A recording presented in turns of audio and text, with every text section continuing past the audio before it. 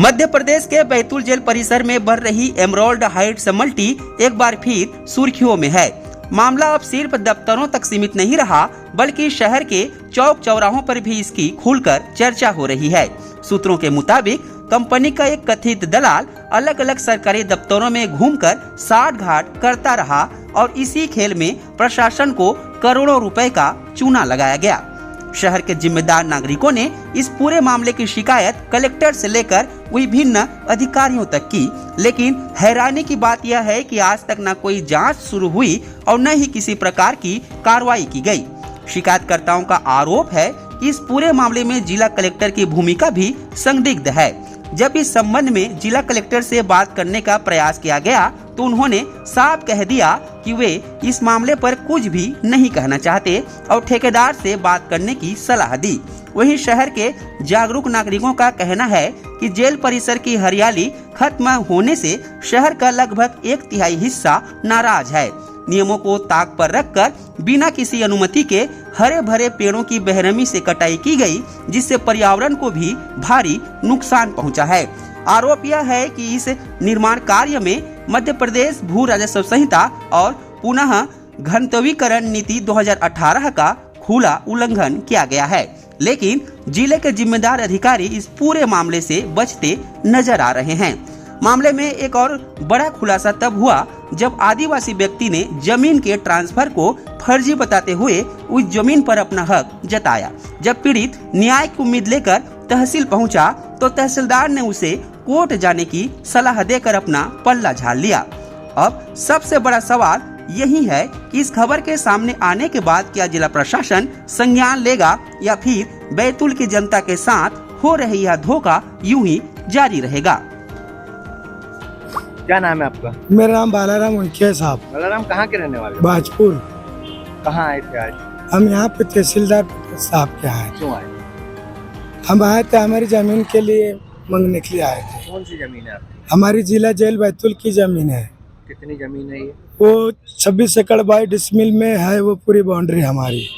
तो आपको कैसे पता चला कि जमीन आपकी? मैं जेल में जाता हूँ हनुमान जी के मंदिर में, तो उन्होंने बोला कि भैया आपने जगह बेची क्या? तो मैंने नहीं बेची। किसने बोला आपको ऐसा? वहाँ के जो हमारे जो नौकरी करने वाले, हाँ। उन्होंने बोला भैया जगह बेची क्या? तो हमने नहीं बेची। फिर हम यहाँ पे आए, कागज पत्तर निकाले, रजिस्टर निकाले। रजिस्ट्री किसके नाम पे? वो 4 लोगों के नाम निकला, तीन जने। वो भौसार, सोनी है, महाराज कौन कौन है। और आपके यहाँ? हमारी कोई साइन नहीं है उसमें, न कोई हमने बेची नहीं है। नहीं, जमीन किसके नाम पर? रजिस्ट्री भी किसके? मम्मी के नाम पे है। क्या नाम है आपकी? कम्मो बाई। कम्मू बाई के नाम? जी हाँ। तो ये जमीन जेल के पास कैसे गई?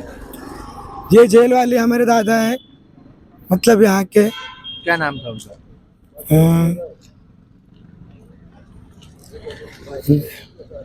नाम क्या था आपके दादा का? क्या नाम है यार इसका? लू है, मंगल सिंह है। इनकी जमीन? हाँ। तो जेल के पास कैसे गई? ये जैसे गांव में नहीं होता था तो यहाँ पे लाते थे सबको। ये न्याय केंद्र बनाया? हाँ, न्याय केंद्र। बाद में ये जेल बन गई? हाँ। तो आपको पता था कि जेल की जमीन आपकी है? हाँ, मैं जेल में अंदर भी गया, मेरी सेवा भी होती थी, अंदर खाना मिलता था। अच्छा जी। तो अभी कैसे पता चला आपको कि किसी और को बेच दीजिए? हमने रजिस्ट्री निकाली। रजिस्ट्री निकाली? जी हाँ। तो और वहाँ कॉलोनी कट रही है अब फिर? तो सरकार उस पर स्टे लगाना चाहिए। और अगर आपका काम नहीं होता तो फिर क्या करेंगे? ऊपर भी जाएंगे भाई। अभी कुर्सी पर सब सरकार बैठे हैं तो उसका निराकरण करना चाहिए, तो अपना बैतूल सुधरेगा। ये किला भगवान बोलता है। ये तो इतनी कीमती जमीन, हाँ। आपकी जमीन बेच दी तो भाई कैसे बेची है? तहसीलदार, पटवारी, कलेक्टर की गलती, हमारी गलती नहीं है। तो आप क्या करेंगे आप अपनी जमीन वापस पाने के लिए? हमें ये पैसा दो या हमारी जमीन हमको वापस दो। वो काम जो चल रहा है उसको स्टे लगाओ। सरकार को बोलना चाहिए स्टे लगाओ। भाई तो कैसे? यदि वो नहीं रोकती है सरकार तो फिर आप क्या करोगे? हम मर जाएंगे ट्रेड में, हम नहीं आने देंगे। खाद बीज कुछ नहीं आएंगे। हम भी तो सरकार के ही बच्चे हैं, खेती काम करना पड़ता है। हम खेत में पकाते हैं तो सबको ही तो खिलाते हैं कि नहीं? भाई साहब क्या शुभ नाम है आपका? मेरा नाम मुकेश लुल्ला है श्रीमान जी। मुकेश भाई, आपने एक शिकायत करी है जेल को लेकर, क्या पूरा मामला है ये और किस प्रकार से कुछ अनियमितताएं सामने आ रही है? ये पुनर्घरकरण नीति में जो जेल प्रोजेक्ट है, यह जमीन की अफरा तफरी का घोटाला है। इसमें पूर्व कलेक्टर अमरवीर सिंह बैस और उनके पिता इकबाल सिंह बैस की अहम भूमिका है एवं वर्तमान कलेक्टर नरेंद्र सूर्यवंशी जी भी इसमें SS अन्नपूर्णा और SS हाइट को खुला संरक्षण दे रहे हैं, शिकायत पे कार्रवाई नहीं करते। यहाँ कुछ पेड़ भी कटे थे, ये क्या कोई अनुमति थी? आपने इसकी भी शिकायत करी है? शिकायत नगर पालिका को करी है, शिकायत पे कोई कार्रवाई नहीं होती। इसमें क्या लग रहा है कि इसमें कौन कौन इन्वॉल्व हो सकता है? इसमें अब भैया बता नहीं सकते कौन इन्वॉल्व है, लेकिन इसमें बड़े लोगों का हाथ है, कुछ लोगों का हाथ है, इसलिए इसमें कोई कार्रवाई नहीं होती। शिकायत ठंडे बस्ते में पड़ी रहती है।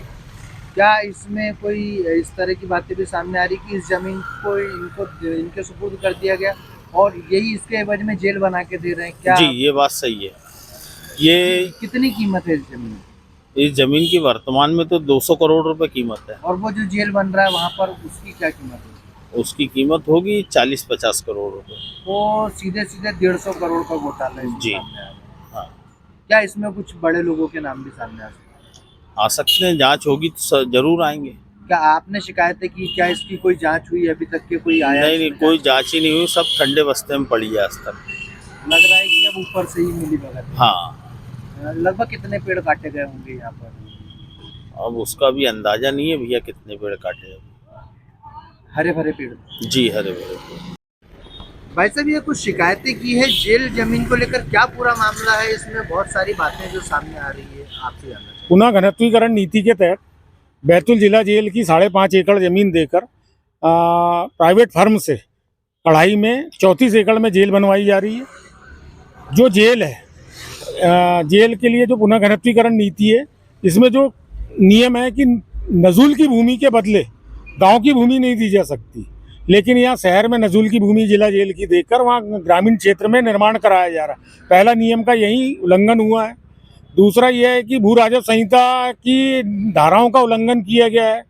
और इस पूरे मामले में पूर्व कलेक्टर जो उस समय बैतूल कलेक्टर थे अमरवीर सिंह बैस, और उस समय उनके जो पिता थे CS इकबाल सिंह बैस, इनकी मिलीभगत का नतीजा है ये।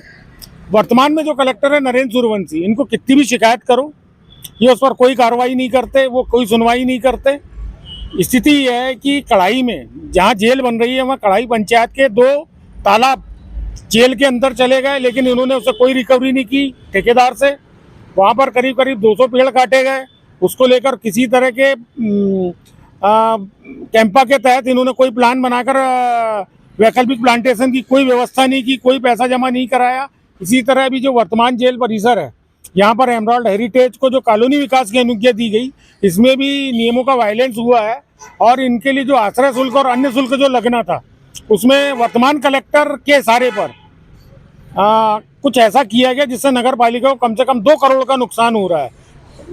बैतूल नगर पालिका के CMO ने तो परिषद की बैठक में बोल दिया था। मैं क्या करूं, मैं तो कलेक्टर साहब के आदेश पे कर रहा हूं। इससे साफ समझ में आता है कि एक प्राइवेट फर्म SS अन्नपूर्णा और एमराल्ड हेरिटेज को खुला संरक्षण दिया जा रहा है। एमराल्ड हेरिटेज का एक दलाल है, एमराल्ड हेरिटेज का लाइसेंसिंग ऑफिसर है संजीव सेन गुप्ता। उसे कभी माइनिंग में देखा जाता है, कभी कलेक्ट्रेट में देखा जाता है, कभी तहसील में देखा जाता है। वो वहाँ क्या करता है अधिकारियों के पास, ये सबसे बड़ा सवाल है। और इनको इतने आसानी से हर मामले में NOC मिल जाती है, ये बड़ा सवाल है।